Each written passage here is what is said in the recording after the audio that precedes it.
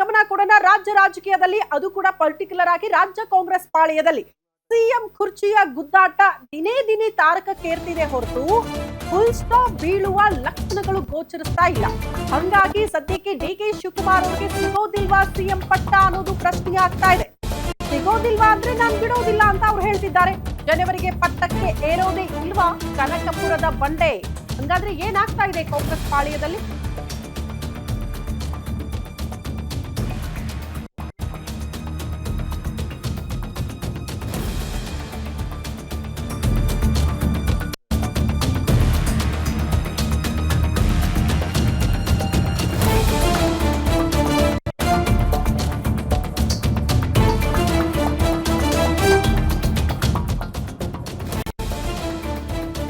ಸದ್ಯಕ್ಕೆ ಡಿಕೆ ಶಿವಕುಮಾರ್ ಅವರಿಗೆ ಸಿಎಂ ಪಟ್ಟ ಸಿಗೋದು ಕನಸಿನ ಮಾತಾ.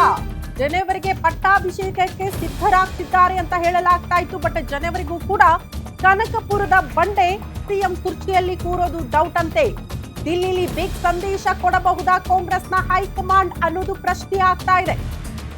ದೆಹಲಿ ದಂಡಯಾತ್ರೆಯಲ್ಲಿ ಅಸಲಿಗೆ ನಡೆಯೋದೇನು, ಹೈಕಮಾಂಡ್ ಹೇಳೋದೇನು, ಯಾವ ನಡೆಯನ್ನ ಅನುಸರಿಸೋದಕ್ಕೆ ಕಾಂಗ್ರೆಸ್ನ ಹೈಕಮಾಂಡ್ ಮುಂದಾಗ್ತಾ ಇದೆ, ಆ ಮೂಲಕ ಡಿಕೆ ಶಿವಕುಮಾರ್ ಅವ್ರನ್ನ ಹೆಂಗೆ ಕನ್ವಿನ್ಸ್ ಮಾಡಬಹುದು ಕಾಂಗ್ರೆಸ್ನ ಹೈಕಮಾಂಡ್ ಅನ್ನೋದು ಪ್ರಶ್ನೆ ಆಗ್ತಾ ಇದೆ. ಯಾಕಂದ್ರೆ ಕೊಟ್ಟ ಮಾತನ್ನ ಉಳಿಸಿಕೊಳ್ಳಬೇಕು, ಒಪ್ಪಂದದ ಪ್ರಕಾರ ಸಿಎಂ ಕುರ್ಚಿಯಲ್ಲಿ ನಾನು ಕೂತುಕೊಳ್ಳಲೇಬೇಕು ಅಂತ ಡಿಕೆ ಶಿವಕುಮಾರ್ ಹಠಕ್ಕೆ ಬಿದ್ದಿರೋ ಹೊತ್ತಲ್ಲೇ ಅವ್ರಿಗೆ ಸಿಎಂ ಕುರ್ಚಿ ಕನಸಿನ ಮಾತಾಗ್ತಾ ಇದೆಯಾ ಅನ್ನೋದು ಪ್ರಶ್ನೆ. ಸದ್ಯಕ್ಕೆ ಸಿಎಂ ಆಗೋದಿಲ್ವಂತೆ ಡಿಕೆ ಶಿವಕುಮಾರ್. ಡಿಸಿಎಂಗೆ ಸಂಕ್ರಾಂತಿಗೂ ಸ್ವೀಟ್ ಸುದ್ದಿ ಸಿಗೋದು ಡೌಟ್ ಅಂತ ಹೇಳಲಾಗ್ತಾ ಇದೆ.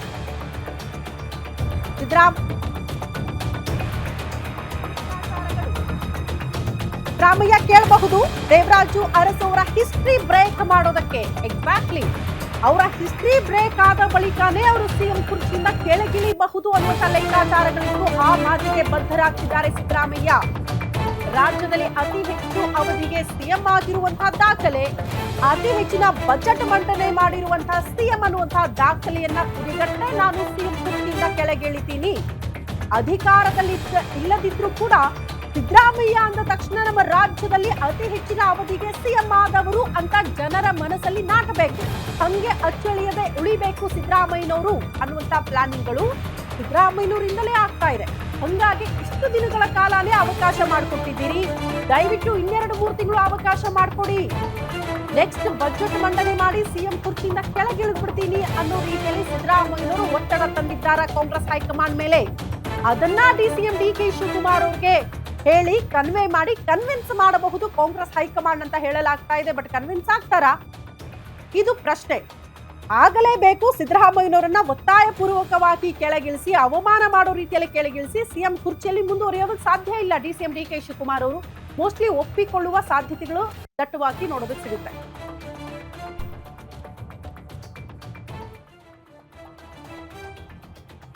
ಈ ಬಗ್ಗೆ ಮತ್ತಷ್ಟು ಡೀಟೇಲ್ಸ್ ಅನ್ನ ಕೊಡ್ತಾ ಹೋಗ್ತಾರೆ ನಮ್ಮ ಪ್ರತಿನಿಧಿ ದುರ್ಗೇಶ್ ನೇರ ಸಂಪರ್ಕದಲ್ಲಿ ಜಾಯಿನ್ ಆಗ್ತಿದ್ದಾರೆ. ದುರ್ಗೇಶ್, ಎಲ್ಲರೂ ಅಂದುಕೊಂಡಂತೆ ಸಿದ್ದರಾಮಯ್ಯನವರು ದೇವರಾಜು ಅರಸು ಅವರ ದಾಖಲೆಯನ್ನ ಬ್ರೇಕ್ ಮಾಡಿಯೇ ಕೆಳಗಿಳಿಬಹುದು ಅನ್ನುವಂತ ಲೆಕ್ಕಾಚಾರಗಳಿತ್ತು. ಅದಕ್ಕೆ ಬದ್ಧರಾದಂಗೆ ಕಾಣಿಸುತ್ತೆ ಸಿದ್ದರಾಮಯ್ಯನವರು. ನಾಳೆ ದಿನ ಅಧಿಕಾರದಲ್ಲಿ ಇಲ್ಲದಿದ್ರು ಕೂಡ ಸಿದ್ದರಾಮಯ್ಯ ಅಂತ ಹೆಸರು ಬಂದಾಗ ಜನರ ಮನಸ್ಸಲ್ಲಿ ಗೊತ್ತಾಗ್ಬಿಡುತ್ತೆ, ಅಯ್ಯೋ ರಾಜ್ಯದಲ್ಲಿ ಅತಿ ಹೆಚ್ಚಿನ ಅವಧಿಗೆ ಸಿಎಂ ಆದವರು, ಅತಿ ಹೆಚ್ಚಿನ ಬಜೆಟ್ ಮಂಡನೆ ಮಾಡಿದವರು ಅಂತ. ಸೊ ಆ ದಾಖಲೆಯನ್ನ ನಿರ್ಮಿಸೋದಕ್ಕೆ ಕಾಯ್ತಿದ್ದಾರೆ. ಬಟ್ ಈ ಎಲ್ಲಾ ವಿಚಾರಗಳನ್ನ ಕಾಂಗ್ರೆಸ್ ಹೈಕಮಾಂಡ್ ಮೂಲಕ ಡಿಸಿಎಂ ಅವ್ರಿಗೆ ಕನ್ವೆ ಮಾಡಿ ಕನ್ವಿನ್ಸ್ ಮಾಡುವ ರೀತಿ ಹೆಂಗಿರುತ್ತೆ ಅಂತ ಕನ್ವಿನ್ಸ್ ಆಗ್ತಾರಾ ಡಿಕೆ ಶಿವಕುಮಾರ್? ಏನು ಸಿಎಂ ಸಿದ್ದರಾಮಯ್ಯ ಅವರು ಐತಿಹಾಸಿಕ ದಾಖಲೆ ಮಾಡೋದಕ್ಕೆ ಸಿದ್ಧರಾಗಿದ್ದಾರೆ. ಅದರಲ್ಲೂ ಕೂಡ ಸರ್ಕಾರಕ್ಕೆ 2.5 ವರ್ಷದ ಆಗಿರುವಂಥ ಸಂದರ್ಭದಲ್ಲಿ ಅಧಿಕಾರ ತ್ಯಾಗದ ಮಾತನ್ನು ಡಿಸಿಎಂ ಡಿಕೆ ಶಿವಕುಮಾರ್ ಅವರು ಮಾಡಿಕೊಡಬೇಕು ಅನ್ನುವಂಥ ನಿಟ್ಟಿನಲ್ಲಿ ಸಿಎಂ ಸಿದ್ದರಾಮಯ್ಯ ಅವರಿಗೆ ಮತ್ತು ಹೈಕಮಾಂಡ್ ನಾಯಕರಿಗೆ ಒತ್ತಾಯವನ್ನು ಮಾಡ್ತಿದ್ದಾರೆ.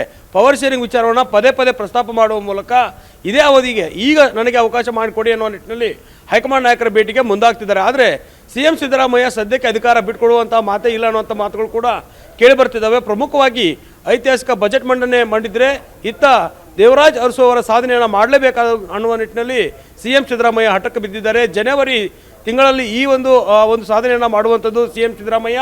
ಹೀಗಾಗಿ ಜನವರಿಗೂ ಕೂಡ ಡಿಸಿಎಂ ಡಿಕೆ ಶಿವಕುಮಾರ್ ಅವರಿಗೆ ಸಿಎಂ ಪಟ್ಟವನ್ನು ಬಿಟ್ಟುಕೊಡೋ ಮಾತೇ ಇಲ್ಲ ಅನ್ನುವಂಥ ನಿಟ್ಟಿನಲ್ಲಿ ಸಿಎಂ ಸಿದ್ದರಾಮಯ್ಯ ಬಣ ಹೇಳ್ತಾ ಇದೆ. ಹೀಗಾಗಿ ಹೈಕಮಾಂಡ್ ನಾಯಕರು ಇದಕ್ಕೆ ಯಾವ ರೀತಿ ಪ್ರತಿಕ್ರಿಯೆ ಮಾಡ್ತಾರೆ, ಸ್ಪಂದಿಸ್ತಾರೆ ಅನ್ನೋದು ಕೂಡ ಬಹಳ ಮುಖ್ಯ ಅಗತ್ಯ ಶ್ರುತಿ. ಯಾಕಂದರೆ ಹೈಕಮಾಂಡ್ ನಾಯಕರ ಮನವೊಲಿಸುವ ಕೆಲಸವನ್ನು ಕೂಡ CM ಸಿದ್ದರಾಮಯ್ಯ ಮಾಡ್ತಾರೆ. ಯಾಕಂದರೆ ರಾಜ್ಯದಲ್ಲಿ ಅಹಿಂದ ನಾಯಕರಾಗಿ ಗುರುತಿಸಿಕೊಂಡಿರುವಂಥ CM ಸಿದ್ದರಾಮಯ್ಯ ಅವರಿಗೆ ತಮ್ಮದೇ ಆದ ಬಲ ಇದೆ. ಜೊತೆಗೆ ಪಕ್ಷದಲ್ಲಿ, ಕಾಂಗ್ರೆಸ್ ಪಕ್ಷದಲ್ಲಿ ರಾಷ್ಟ್ರೀಯ ಮಟ್ಟದಲ್ಲಿ ಮತಗಳನ್ನ ಸೆಳೆಯುವಂಥ ದೊಡ್ಡ ನಾಯಕ ಯಾರಂದರೆ ಅದು ಸಿದ್ದರಾಮಯ್ಯ. ಹೀಗಾಗಿ ಸಿದ್ದರಾಮಯ್ಯ ಅವರನ್ನು ದಿಢೀರಾಗಿ ಅಧಿಕಾರದಿಂದ ಕೆಳಗಿಳಿಸಿದರೆ ಹೈಕಮಾಂಡ್ ರಾಷ್ಟ್ರ ಮಟ್ಟದಲ್ಲಿ ಕೂಡ ಡ್ಯಾಮೇಜ್ ಆಗುತ್ತೆ. ಜೊತೆಗೆ ಪಕ್ಷದಲ್ಲಿ ಕೂಡ ಸಾಕಷ್ಟು ಬದಲಾವಣೆಗಳಾಗ್ತವೆ ಅನ್ನುವ ನಿಟ್ಟಿನಲ್ಲಿ ಈ ಒಂದು ಚಿಂತನೆಯನ್ನು ಮಾಡ್ತಿರುವಂಥದ್ದು. DCM DK ಶಿವಕುಮಾರ್ ಹಠಕ್ಕೆ ಮುಂದಾದರೂ ಕೂಡ ಸದ್ಯಕ್ಕೆ ಪವರ್ ಶೇರಿಂಗ್ ವಿಚಾರ ಏನು ಯಾವುದೇ ರೀತಿಯಾದ ಗೊಂದಲ ಇಲ್ಲ ಅನ್ನುವಂಥ ಮಾತನ್ನು ಈಗಾಗಲೇ ಮಲ್ಲಿಕಾರ್ಜುನ್ ಖರ್ಗೆ ಅವರು ಹೇಳಿದ್ದಾರೆ. ಹೈಕಮಾಂಡ್ ಯಾವುದೇ ಗೊಂದಲ ಸೃಷ್ಟಿ ಮಾಡಿಲ್ಲ, ಇಲ್ಲಿಯ ನಾಯಕರು ಸೃಷ್ಟಿ ಮಾಡಿದ್ದಾರೆ. ಈ ಮಾತನ್ನು ಹೇಳುವ ಮೂಲಕ DCM DKC ಮತ್ತು CM ಸಿದ್ದರಾಮಯ್ಯ ಬಣಕ್ಕೆ ಖಡಕ್ಕಾಗಿ ಸಂದೇಶವನ್ನು ಮಲ್ಲಿಕಾರ್ಜುನ್ ಖರ್ಗೆ ಅವರು ನೀಡಿದ್ದಾರೆ. ಹೀಗಾಗಿ DCM DK ಶಿವಕುಮಾರ್ ತಮ್ಮ ಪಟ್ಟು ಬಿಡದೆ ಹಠವನ್ನು ಮುಂದುವರಿಸಿದ್ರು ಕೂಡ ಜನವರಿವರೆಗೂ ಕೂಡ ಕಾಯಲೇಬೇಕಾದಂಥ ಪರಿಸ್ಥಿತಿ ನಿರ್ಮಾಣ ಆಗುತ್ತೆ. CM ಸಿದ್ದರಾಮಯ್ಯ ಅವರು ಐತಿಹಾಸಿಕ ಈ ಒಂದು ಸಾಧನೆಯನ್ನು ಮಾಡಲೇಬೇಕನ್ನೋ ನಿಟ್ಟಿನಲ್ಲಿ ಏನು CM ಆಗಿ ದೇವರಾಜ್ ಅರಸು ಸಾಧನೆ ಮಾಡಿದ್ರು, ಅದನ್ನು ಮೀರಿಸುವವರೆಗೂ ಕೂಡ ಅವಕಾಶವನ್ನು ಮಾಡಿಕೊಡಿ ಅನ್ನೋ ನಿಟ್ಟಿನಲ್ಲಿ ಹೈಕಮಾಂಡ್ ನಾಯಕರನ್ನ ಕೇಳ್ಕೊಳ್ತಾರೆ.